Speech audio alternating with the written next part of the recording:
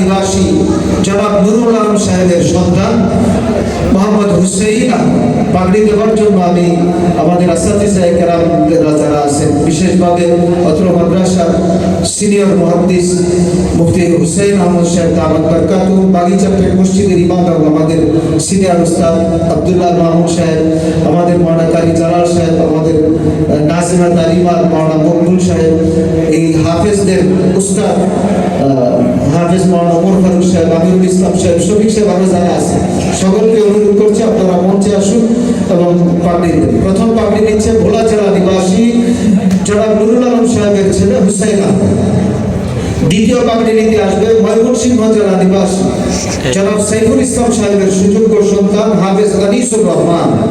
দ্বিতীয় পাগড়ি নিতে আসবে ময়মনসিংহ জেলা নিবাসী জনাব সাইফুল ইসলাম সাহেবের সুযোগ্য সন্তান হাফেজ মোহাম্মদ আনিসুর রহমান। তৃতীয়ত পাগড়ি নিতে আসবে কুষ্টিয়া জেলা নিবাসী জনাব ইকরাম মন্ডল সাহেবের সুযোগ্য সাহেবজাদা হাফেজ মোহাম্মদ সুলাইমান। তৃতীয়ত পাগড়ি নিতে আসবে কুষ্টিয়া জেলা নিবাসী জনাব ইকরাম মন্ডল সাহেবের সুযোগ্য সাহেবজাদা হাফেজ মোহাম্মদ সুলাইমান। চতুর্থত পাগড়ি নিতে আসবে পটুয়াখালী জেলা নিবাসী জনাব মোহাম্মদ ইমদাদুল হক দুলাল সাহেবের সুযোগ্য সাহেবজাদা মোহাম্মদ আবু তালহা। পাগড়ি নিতে আসছে মোহাম্মদ আবু তালহা, পটুয়াখালী জেলা নিবাসী জনাব ইমদাদুল হক সাহেবের সুযোগ্য সাহেবজাদা মোহাম্মদ আবু তালহা। পঞ্চম পাগড়ি নিতে আসবে কুমিল্লা জেলা নিবাসী জনাব আবু ইউসুফ সাহেবের সুযোগ্য সাহেবজাদা হাফেজ ইফাজউদ্দিন আরাফাত। হাফেজ ইফাজউদ্দিন আরাফাত কুমিল্লা জেলা নিবাসী জনাব ইউসুফ সাহেবের সুযোগ্য সাহেবজাদা হাফেজ ইফাজউদ্দিন আরাফাত। ষষ্ঠ নম্বরে পাগড়ি নিতে আসবে জামালপুর জেলা নিবাসী জনাব আশরাফ আলী সাহেবের সুযোগ্য সাহেবজাদা মোহাম্মদ হাফেজ ইয়াকুব। হাফেজ মোহাম্মদ ইয়াকুব। এরপরে পাগড়ি নিতে আসবে ভোলা জেলা নিবাসী জনাব গিয়াসউদ্দিন সাহেবের সুযোগ্য সন্তান হাফেজ মোহাম্মদ আরিফুল ইসলাম। পাগড়ি নিতে আসছে মোহাম্মদ আরিফুল ইসলাম। এখন পাগড়ি গ্রহণ করছেন জামালপুর জেলা নিবাসী আশরাফ আলী সাহেবের সুযোগ্য সন্তান হাফেজ ইয়াকুব। এরপরে পাগড়ি নিবে ভোলা জেলা নিবাসী জনাব গিয়াসউদ্দিন সাহেবের সন্তান হাফেজ মোহাম্মদ আরিফুল ইসলাম।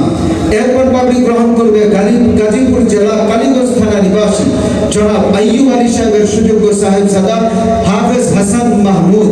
হাফেজ হাসান মাহমুদ।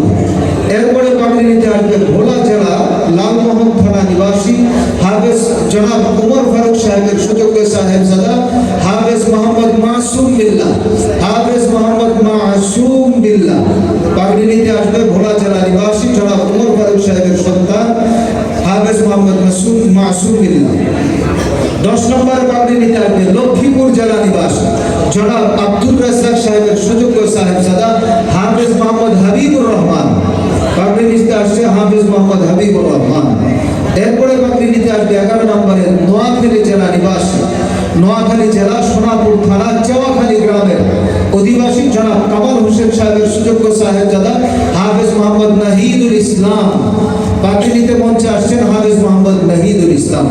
সর্বশেষ পাগড়ি গ্রহণ করবে মোমেনশাহী জেলার মুক্তাগাছা থানার হরিপুর দেউলি গ্রামের অধিবাসী জনাব তাজুল ইসলাম সাহেবের সুযোগ্য সাহেবজাদা হাফেজ মোহাম্মদ আবু রায়হান।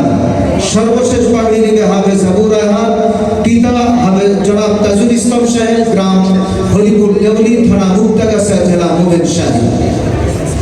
এই 12 জনকে আমরা পাগড়ি প্রদান করছি। আমরা দোয়া করি আল্লাহ তাআলা এদেরকে বরকত দান করুন, সকলে বলি আমিন। প্রত্যেক বছরে আমাদের প্রতিষ্ঠান থেকে এমন 10-12 জন 13 জন পাগড়ি পেয়ে যাচ্ছেন।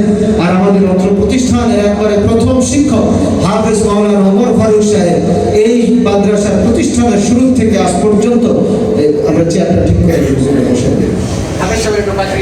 আচ্ছা আচ্ছা আচ্ছা, তাহলে বলতেছিলাম আমি ওমর ফারুক সাহেবের কথা।